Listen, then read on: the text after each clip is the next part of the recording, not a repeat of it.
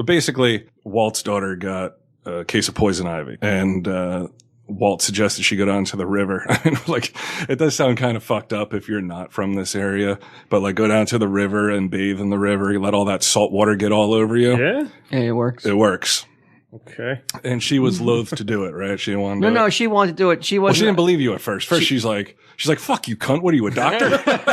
Quit bullying me into this fucking river, asshole. No, she wanted to go in the river because she thought it was going to be like a play thing where she's like, I can go in the river? Mm-hmm. And I was like, well, not to play or, you're not going swimming. Just get some water on you, get some salt water on you and let it towel dry yourself. As long as she's there, why not let her swim a little bit too? Because I'm you got to take that away. Down there. I should have called me. I mean, I'm not at my peak. I'm no Hasselhoff, but still. That's the river is not a pool. It's not a place where you just, you got to be on constant guard. Especially that river, because in truth, it has a really strong current. Yeah. Very strong current. I just wanted her to get her knees, go up to her knees and get splashed where she had some poison ivy and don't towel dry off. But even then I was like, what do you mean don't towel dry off? You're not a doctor. She looks like an old lady, like up to her knees, splashing herself and shit. And then she got home later. She goes, she announced that she was going to take a shower. And I was like, you can't take a shower. You got to wait until you have to sleep with the salt water on you.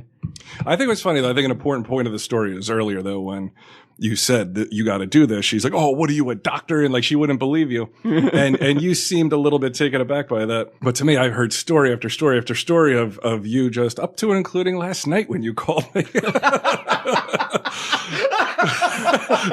breaking her balls about shit and tricking her into fucking thinking there's leprechauns running around the house.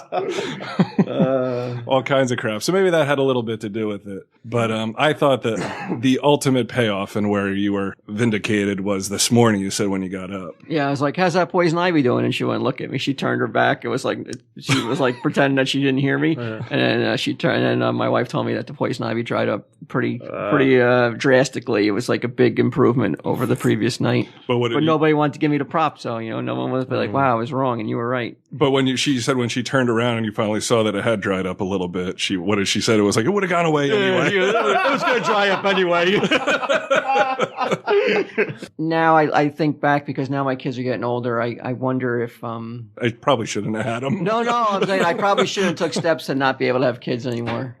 Shouldn't have. Oh, you want more kids? Yeah, now they're getting older, and I'm like, man, I'm gonna miss this.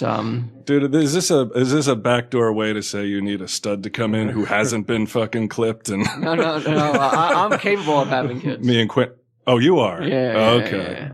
But my wife decided. That takes away a great joke. Thanks, dickhead. But yeah, because I go over and Walt's wearing a Debbie wig. I don't think it goes there. It's not going to work. It'll work. Yeah, what are you, a doctor?